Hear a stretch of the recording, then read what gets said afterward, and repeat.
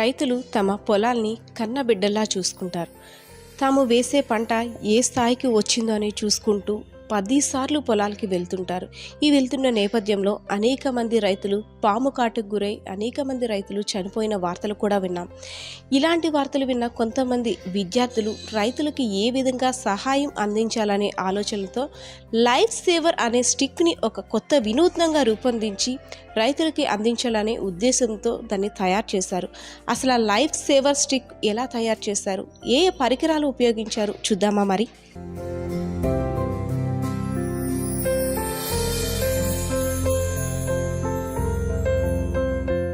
విజయనగరం జిల్లా కేంద్రంలో కస్బా స్కూల్లో 9వ తరగతి చదువుతున్న రవితేజ ఒక వినూత్నంగా లైఫ్ సేవర్ స్టిక్ని కనుగొని అందరి చూపుల్ని ఆకర్షించుకుంటున్నాడు. అసలంటే ముఖ్యంగా రైతులు పంట పొలాల్లోకి వెళ్ళేటప్పుడు పాముల కారణంగా మృత్యువాత పడుతున్న అనేక కారణాలు చాలామందిని చలించి ఆయన చూసి పేపర్లో చదివి ఒక లైఫ్ సేవర్ స్టిక్ అనే దాన్ని కనుగొనడం జరిగింది. అసలంటే దీన్ని ఎలా తయారు చేశాడు, దీనికోసం ఏ పరికరాలను యూజ్ చేశాడు, మరిన్ని వివరాలని అబ్బాయిని అడిగి తెలుసుకుందాం.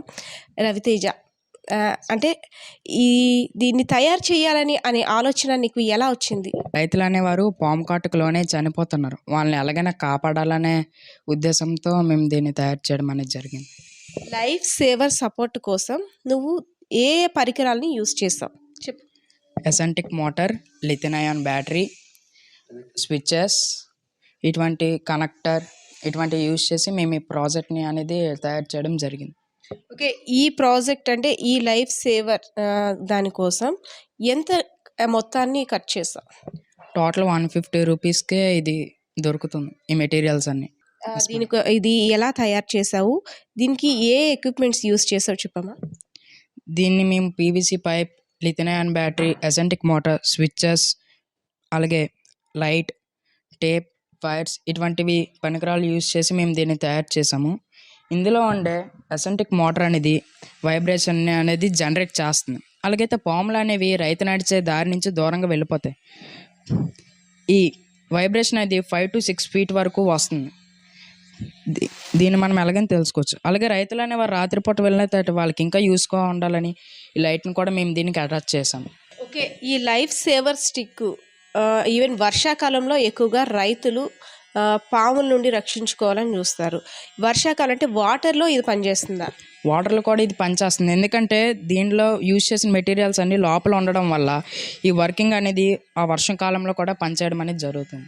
ఓకే, అంటే ఇది ఒకసారి చార్జ్ చేసిన తర్వాత బ్యాటరీస్ ఎంత టైం దీన్ని యూజ్ చేసుకోవచ్చు? ఇప్పుడు రైతు పొలాల్లోకి వెళ్ళేటప్పుడు మార్నింగ్ ఈవెన్ 6కి వెళ్ళారనుకో, అంటే ఎంతసేపటి వరకు దీన్ని యూజ్ చేయొచ్చు?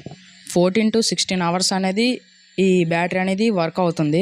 దాని తర్వాత ఆ బ్యాటరీని మళ్ళీ రీఛార్జబుల్, మళ్ళీ బ్యాటరీని బయటికి తీసి ఛార్జ్ చేసుకొని మళ్ళీ యూస్ కూడా చేసుకోవడానికి అవుతుంది. దీనికి ఒక ఫస్ట్ ఎయిడ్ కిట్ కూడా అమర్చామమ్మా, ఇది దేనికోసం?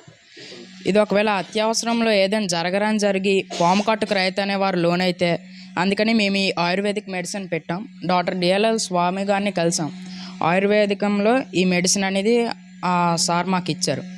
ఇది పాము కరిచిన వారు వెంటనే వేసుకుంటే చాలు, నీటిలో కలిపి తాగితే చాలు, తర్వాత వాళ్ళు మామూలు హాస్పిటల్కి ఈలోపు వాళ్ళకి నయం అవుతుంది. ఓకే, దీన్ని తయారు చేయడం కోసం నువ్వు ఎవరెవరి హెల్ప్ తీసుకున్నావు? మా గైడ్ టీచర్ సహాయం తీసుకున్నా, మా సీనియర్ అన్ని సహాయం తీసుకున్నా, మా క్లాస్మేట్ సహాయం తీసుకున్నా. ఓకే, అంటే దీన్ని మొత్తం ఇలా తయారు చేయడానికి అంటే త్రూ వైబ్రేషన్, రైతులు పొలాల్లోకి వెళ్ళేటప్పుడు ఈ వచ్చే వైబ్రేషన్ కారణంగా పాములు దూరంగా జరిగి పాము కాటుకి లోన్ అవ్వకుండా ఉంటారనమాట. అండ్ ఎర్లీ అవర్స్లో వెళ్ళేటప్పుడు రైతులు కూడా ఎర్లీ మార్నింగ్ అవర్స్లో వెళ్తుంటారు, ఈవెన్ నైట్ టైంలో కూడా పొలాల్లోకి వెళ్తుంటారు. కాబట్టి వాళ్ళకి టార్చ్లో కూడా యూస్ చేయడానికి ఇక్కడ లైట్ని కూడా అరేంజ్ చేశారు. And in case any problem, విష సర్పాలు అయితే కావచ్చు, కీటకాలైనా సరే రైతుకి కరిస్తే దానికోసం ఒక ట్యాబ్లెట్స్ని అంటే ఆయుర్వేదం ట్యాబ్లెట్స్ని కూడా ఈ ట్యాబ్లెట్స్ ద్వారా ఏంటంటే హాస్పిటల్కి వెళ్ళేంత వరకు రైతు తాను రక్షించుకోవడానికి ఈ ట్యాబ్లెట్స్ యూజ్ అవుతాయని విద్యార్థులు అయితే చెప్తున్నారు.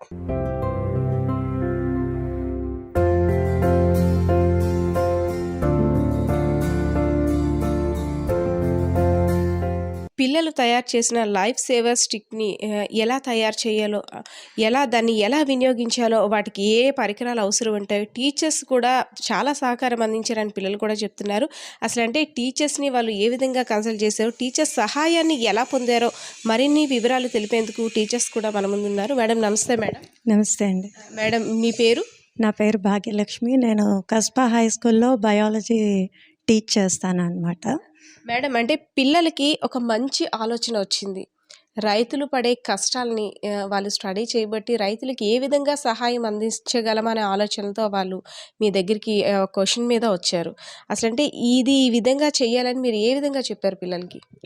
యాక్చువల్గా పేపర్లోని పాము కాటు వలన చనిపోయిన రైతుల కోసం పిల్లలు కొన్ని న్యూస్లు చూసి దీని మీద ఏదైనా ప్రాజెక్ట్ చేయాలంటే బాగుంటుంది మేడం, ఇలా చేయాలి అంటే మనం ఏం చేయొచ్చు, మనం చాలా సింపుల్గా దీనికి చేయగలిగేది ఏమైనా ఉందా అని చెప్పి వచ్చారు.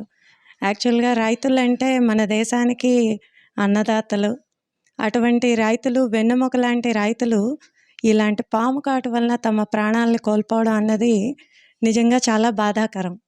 ఈ రైతుల్ని సపోర్ట్ చేయడానికి చాలా తక్కువ కాస్ట్లో సింపుల్గా ప్రతి ఒక్కరూ వాడుకునేలాగా ఉండే ఏదైనా ఒక ఎక్విప్మెంట్ మన పరిధిలో ఉన్నది చేయగలగడం అన్నది ఆలోచించాల్సిన విషయం అని అనిపించింది. జనరల్గా యానిమల్ బిహేవియర్ ఏంటి అంటే వైబ్రేషన్స్కి అవి దూరంగా వెళ్ళిపోతాయి. ఇది ఏ యానిమల్ అయినా జనరల్గా మనం అదిలించడానికి, బెదిరించడానికి యూజ్ చేసే వన్ ఆఫ్ ద టెక్నిక్. రైతులు కూడా ఈ స్టిక్స్కి వాళ్ళు ఏం చేస్తారు అంటే కొందరు మువ్వలు కడతారండి.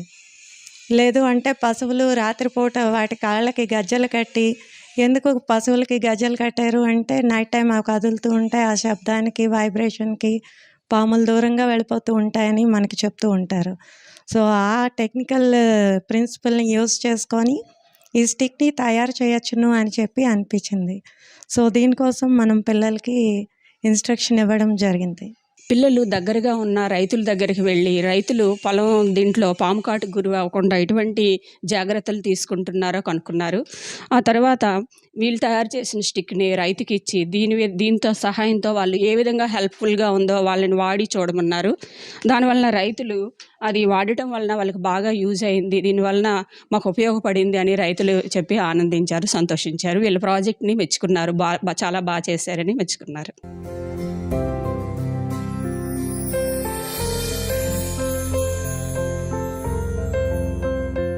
చూసారుగా, విద్యార్థులు వినూత్నంగా అంటే రైతుల కోసం తామేం చేయగలమనే ఆలోచనతో, వారికి వచ్చిన చిన్న చిన్న ఆలోచనతో ఒక మంచి పరికరాలని తయారు చేసి రైతులకి అందించాలనే ఉద్దేశం గొప్పదే కదా.